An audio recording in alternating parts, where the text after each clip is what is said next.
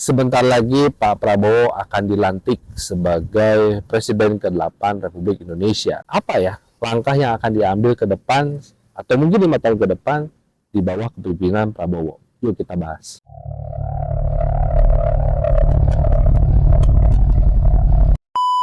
Oke, sebelum kita bahas pembahasannya, gua mengucapkan minal aizin wal faizin, mohon maaf lahir dan batin. Selamat menunaikan ibadah puasa bagi yang menunaikan, dan saya sendiri juga puasa. Sekarang juga keadaannya lagi puasa, ya. Mohon maaf dari lahir dan batin bila ada kesalahan kata-kata maupun menyinggung salah satu pihak, baik itu dengan kata-kata lisan maupun tidak lisan.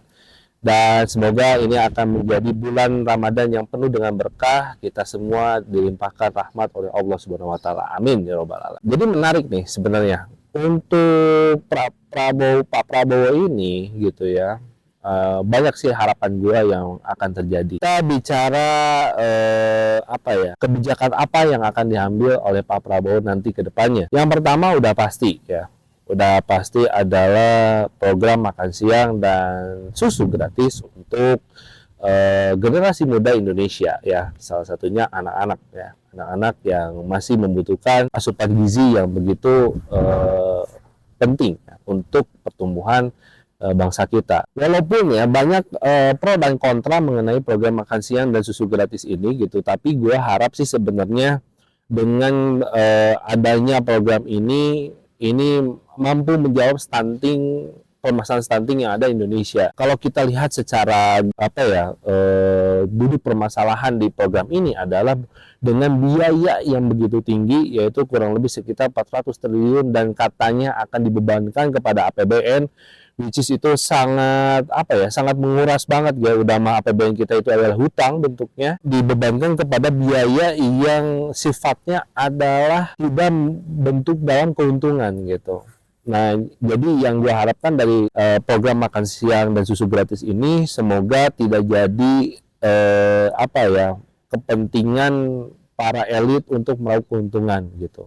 Jadi ini mohon untuk kepada Pak Prabowo supaya lebih dimaksimalkan lagi pengawasan, pengetatan dalam hal program makan siang dan susu gratis ini. Terus yang kedua adalah ini yang sering dibicarakan, yaitu kebijakan yang akan diambil untuk permasalahan aktivis 98 yang hilang. Salah satunya adalah bagaimana Pak Prabowo bisa menjawab keraguan semua pihak mengenai anggaplah seperti dosa sejarah ini gitu ya. Walaupun gue memandangnya sepertinya Pak Prabowo ini dikambing hitamkan, karena waktu itu adalah ya Pak Prabowo sendiri adalah orang yang menerima perintah kan sebenarnya gitu, dan mau nggak mau namanya prajurit ya pasti mengatakan iya gitu. Yang jadi masalah adalah tidak ada peradilan hukum dalam hal kasus ini, dan sampai detik ini aktivis-aktivis yang hilang belum terkuak atau terungkap gitu identitasnya ataupun letaknya di mana gitu loh. Minimal ya makamnya lah gitu ya.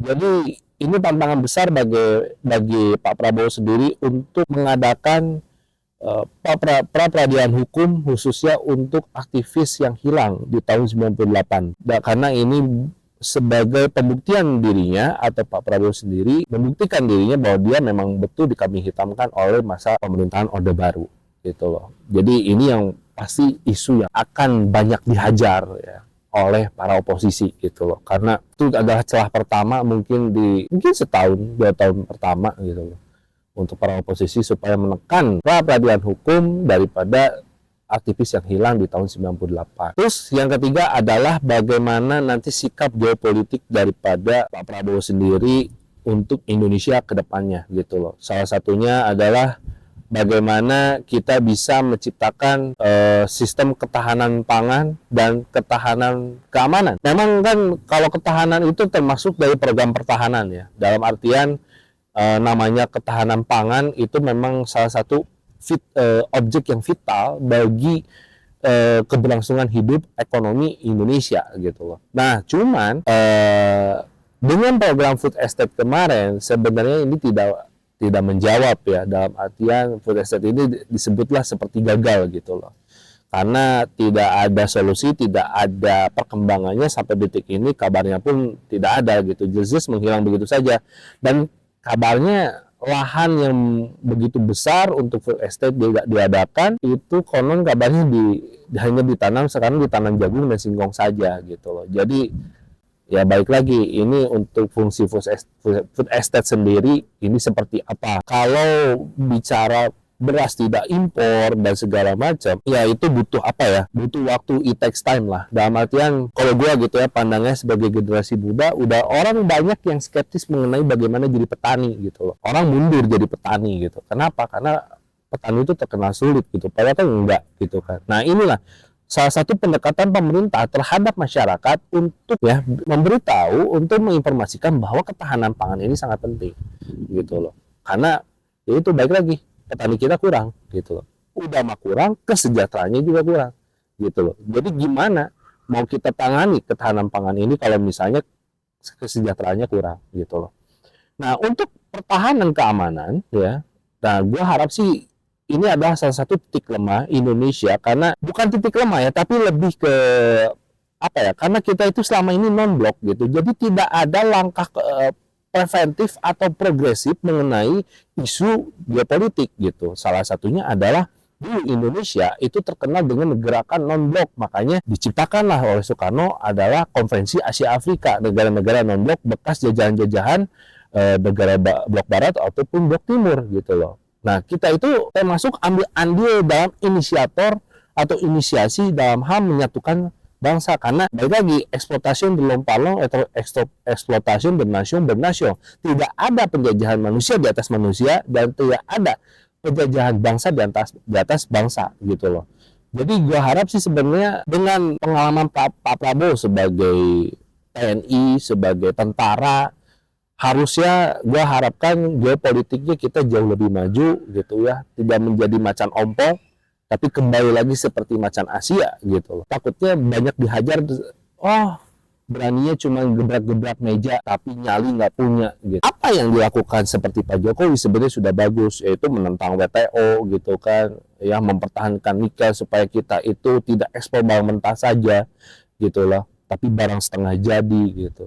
Itu salah satunya gitu loh. Nah, gue harap Pak Prabowo jauh lebih berani lagi gitu dalam hal bagaimana kita itu punya integritas, kita punya inisiasi dalam hal isu geopolitik supaya kita itu tidak jadi macan ompong aja gitu, tapi menjadi macan dunia lagi, bukan macan Asia seperti zaman Orde Baru. Oke, itu aja, semoga bermanfaat. Kalau misalnya kalian setuju dengan mungkin ini menjadi langkah-langkah Prabowo ke depan, ya kalian punya preferensi atau pandangan yang lain tentang Pak Prabowo untuk 5 tahun ke depan, coba tulis di kolom komentar ya.